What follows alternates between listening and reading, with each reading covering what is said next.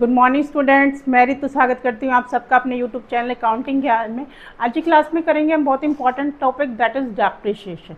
इसमें हम करेंगे introduction of depreciation and causes of depreciation, needs and importance of depreciation and what is the method of depreciation and last करेंगे accounting treatment of depreciation. तो इसको start करने से पहले हम करेंगे एक सिचुएशन की जो हेल्प करेगी हमें understand the topic of depreciation. तो स्टार्ट करते हैं। You buy a bike for rupees 1 lakh today. If you want to sell after 5 years, what is the value of this bike?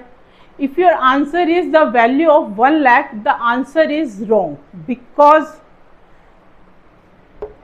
if you say the value of 1 lakh after 5 years, the answer is wrong, because the bike is depreciated within 5 years.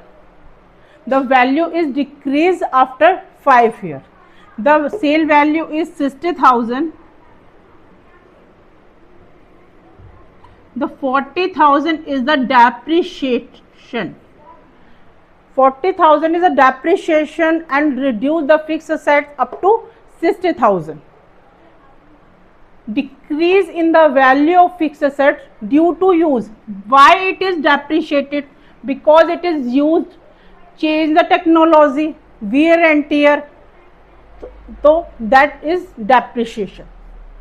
You decrease the value of fixed assets over a time, it is called a depreciation. Decrease the value of fixed assets over a time, जैसे 5 year है, that is called a depreciation.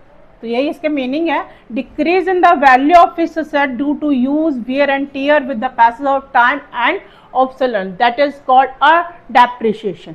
अब इस depreciation किस पे, current assets पे या fixed assets पे?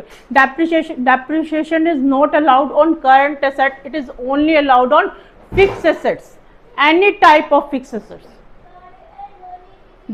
जो हो सकती है, मशीनरी भी, फर्नीचर भी, बिल्डिंग भी, कंप्यूटर भी, या any of the fixed assets. Causes क्या हो सकते हैं? वियर एंड टियर, कोई टूट गई है, कोई ब्रेक डाउन हो गया है, कुछ भी हो सकता है। पैसेज जैसे जैसे with the change of time the technology is also change and the old technology is not working properly. Obsolescence, change the technology, any type of accident. Need and important. Why depreciation is important? If depreciation is not allowed in the business, तो value of fixed assets यानी कि value of bike is 1 lakh. 1 lakh. If depreciation is allowed, suppose the value of depreciation is 10,000, तो यहाँ पे क्या आएगा? 90,000. The value of fixed assets is 90. If we allow no depreciation, that is not create a true and fair view of our financial statement. तो यहाँ पे balance sheet में value कितनी आएगी? 90,000 की, अगर हम डेप्रिसिएशन अलाउड करते हैं। और नेक्स्ट ईयर क्या आएगी? हम 90,000 में से क्या लेस कर देंगे, फिर से डेप्रिसिएशन अलाउड करेंगे। वो डिपेंड करता है हमने कौन सा मेथड अडॉप्ट करा है, या एसएलएम या फिर डब्ल्यूडीबी। सेम ऐसे होगा, सेम ईयर में भी ये फिक्स एसेट्स की वैल्यू हम ये ले जाएंगे और इस माइनस कर देंगे डेप्रिसिएशन, तो वो हमारी क्या होगी? एक correct and true fair view होगा फाइनेंशियल स्टेटमेंट का, हमारे बिजनेस का। ऐसी प्रॉफिट है, profit and loss. Profit and loss में अगर हम depreciation is not a paid expense by on cash and bank, not a paid expense, but it create a only fund for replacement of old machinery, for purchase of old machinery. तो depreciation is not an expense, but फिर भी हम इसे यहाँ पे लिखते हैं क्योंकि ये फंड क्रिएट करता है। अगर if we don't write the depreciation in profit and loss account, that is not a true profit, not a true profit, because the depreciation value is not right. If you write the depreciation value in profit and loss account, that is create a true picture of our profit in the business.